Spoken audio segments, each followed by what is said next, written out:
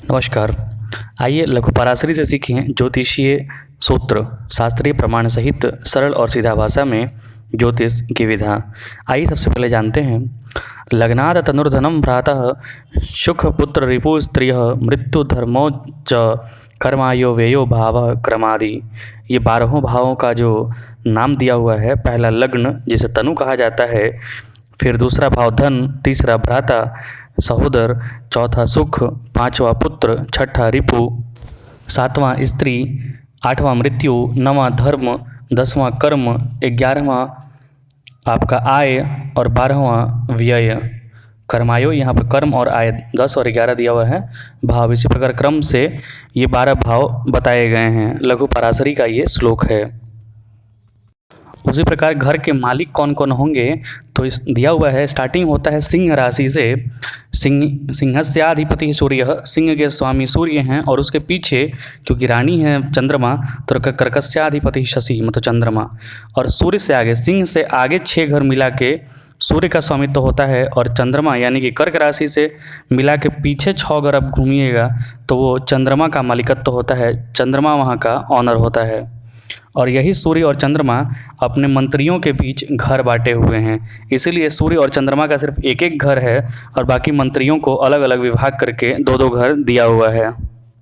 जैसे कि मेष वृश्चिक यो भौम, मेष और वृश्चिक को भौम मतलब मंगल, बुध मिथुन कन्यायो, बुध को मिथुन और कन्या, जीवो मीन धनु, जीवो मतलब कि बृहस्पति को कहा जाता है, गुरु को मीन और धनु दिया गया है। स्वामी फिर शुक्र हो वृष और तुला, शुक्र को वृष राशि और तुला दिया गया है। प्राज्ञेरधिपति प्रोक्त शनिर मकर और कुंभ मतलब शनि को मकर और कुंभ दिया गया है। धन मतलब कि कर्म और आय, क्योंकि शनि भृत्य है, नौकर की श्रेणी दी गई है तो वही काम करेगा तभी तो पैसा आएगा। इसीलिए जब भी आपकी कुंडली में कर्म को देखना हो कि आपकी नौकरी लगेगी कि नहीं, आपका व्यापार होगा कि नहीं, तो बिना शनि का कुछ भी नहीं होता है। आइए आगे जानते हैं। सिंहास भसटकम रविणा गृहीतम कर्काट भसटकम शशिना विलोतम विलोमात् ताभ्याम च दत्तम गृहमेकम कुजादिकेभ्यो दिवपास्तस्ते है। सिंह आदि क्रम से मतलब जैसे मैंने आपको बताया अभी कि सिंह राशि से आगे 6 राशि गिनिएगा, सिंह, कन्या, तुला, वृश्चिक और आपका धनु तो वो और मकर, ये 6 राशियाँ जो है ये सिंह के मतलब सूर्य के कंट्रोल में आता है। और जो मकर मतलब कुंभ माफ़ कीजिए, जो कर्क राशि है जहाँ चंद्रमा का मालिकत्व है तो उससे पीछे मिथुन आपका वृष, ये सब जो हो गया 6 राशियाँ पीछे वो चंद्रमा के मालिकत्व में आता है। ऐसे भी देखा जाता है अगर सूर्य से 6 राशि आगे अगर ज़्यादा ग्रह है तो आपको धन ज़्यादा नहीं बल्कि नाम ज़्यादा मिलता है। और चंद्रमा से अगर 6 राशि पीछे अगर ज़्यादा ग्रह होता है तो उस आदमी के पास द्रव्य और धन ज़्यादा होता है। इसीलिए कहा जाता है कि अगर आप पिता को प्रणाम करते हैं, पिता को प्रसन्न रखते हैं तो आपको यश, नाम और वृद्धि मिलता है। अगर माता को आप प्रणाम करते हैं, माता को खुश रखते हैं तो आपके घर में द्रव्य की, पैसे की कमी कभी नहीं होती है। वीडियो थोड़ा लंबा जाएगा लेकिन अच्छे से ध्यान से सुनिएगा तो बहुत कुछ समझ में आएगा। त्रिकोण के मालिक को शुभ क्यों कहा जाता है, ये हमने श्लोक लिया हुआ। त्रिकोण मतलब कि 1, 5 और 9 आपका कोई भी हो सकता है। अगर जैसे आपका कर्क राशि कर्क लगन हुआ तो 4, 8 और 12 होगा। उसी तरीके से कर्क मतलब कि 1, 5 और 9 जो राशियाँ हैं उसको विद्यान धर्मो गृहे चेतसतः क्रूरो अपि साधुताम वज्रतेव वज्रेदतीव साधुत्वं साधुश्चेदि दुष्कृतः दृश्यते शरीरं च वशे यस्य स साधुः सन्निधिरुच्यते। लग्नं शरीरमाख्यातं तस्मादधिपशुभः नवतो धर्मभावोऽस्ति विद्याभावश्च पंचमं तस्मात् तदाधिपत्येन गृहाः सर्वे शुभप्रदा। घर में विद्या और धर्म के प्रचार होने से क्रूर भी साधु हो जाता है और साधु तो अत्यंत साधु हो जाता है। एवं जिसके वश में अपना देह रहता है वह भी साधु कहलाता है। इसीलिए देह भाव लग्न और विद्या भाव पंचम और धर्म भाव नवम, इन तीनों स्थानों का आधिपत्य में ग्रह में साधुता आता ही है। इसलिए कहा भी जाता है कि जो आपका लग्न है वो इस जन्म में है, जो आपका पंचम है वो पूर्व जन्म का सब कुछ लेके आता है ज्ञान, और जो नवम है वो आपका आगे आने वाला जन्म को बतलाता है। इसीलिए पंचम ज्ञान से लेकर आपको आगे का जन्म का ठीक करना चाहिए। स्वधर्म स्वप्रसूति च जायां रक्षण ही रक्षति सर्वे जाया गृहम तस्माद् ग्रह तस्मात् ग्रह पश्यन्ति सप्तमम। आखिरकार सारे ग्रह सप्तम भाव को क्यों देखते हैं और जो विशेष दृष्टियां अन्य ग्रहों को मिली है वो क्यों है, आइए थोड़ा सा जानते हैं। स्त्री की रक्षा से ही धर्म और संतति आदि की रक्षा होती है, इसलिए सप्तम जया स्थान पर सभी ग्रहों की दृष्टि उचित होती है, क्योंकि पत्नी की रक्षा स्त्री की रक्षा नहीं होता है तो धर्म भ्रष्ट हो जाता है। इसीलिए सप्तम पर सारी ग्रहों की दृष्टियों को मान्य माना गया है। उसी प्रकार तृतीय विक्रम स्थान दसम राज्यमेव च भृत्याधीनम द्वयम तस्मात् शनि पश्यति तदयम्। जो शनि है वो भृत्य है, नौकर है, मतलब कि कर्मचारी है, इसीलिए जो तीसरे का जो स्थान होता है, तीसरा स्थान पराक्रम स्थान होता है और दसम राज्य स्थान होता है, इन दोनों स्थानों का देखभाल करना भृत्य का काम होता है। अतः भृत्य शनि इन दोनों स्थानों को देखता है।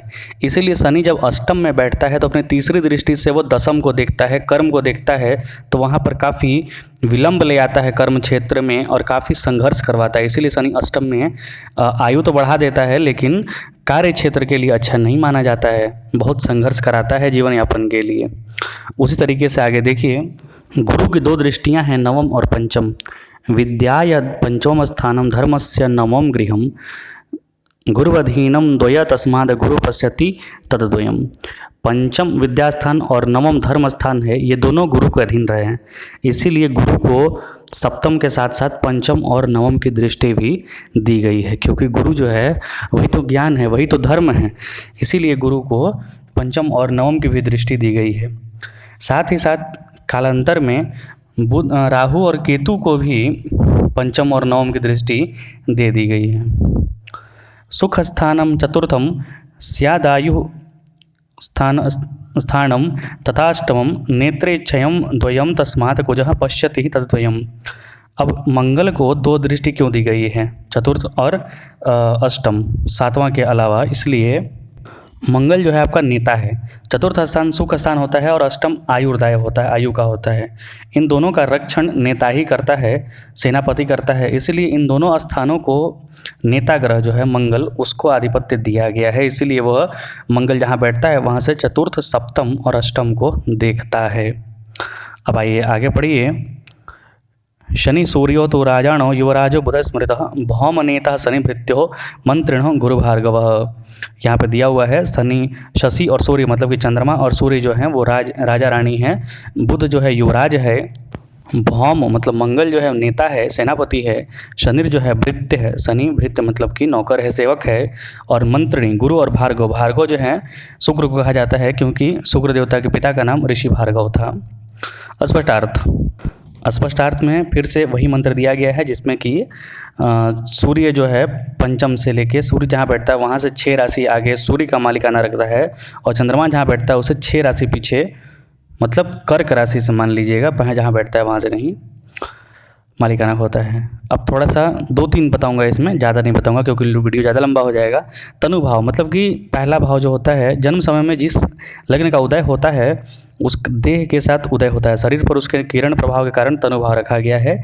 इसलिए देह के अंग वपु आदि जितने नाम हैं सबसे लग्न का बोध होता है, क्योंकि लग्न जैसा होता है शरीर वैसा ही होता है। कर्क वालों का शरीर हमेशा देखिएगा गुलथुल रहता है, एकदम पतला कभी नहीं होगा।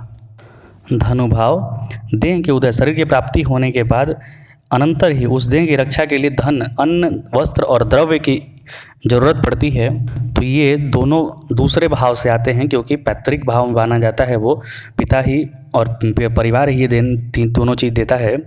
फिर उसके बाद सहज, सहज मतलब कि भ्राता, धन की प्राप्ति और रक्षा के लिए पराक्रम करना पड़ता है, और पराक्रम में सहायक और धन के विभागकार सहोदर मतलब आपके भाई होते हैं।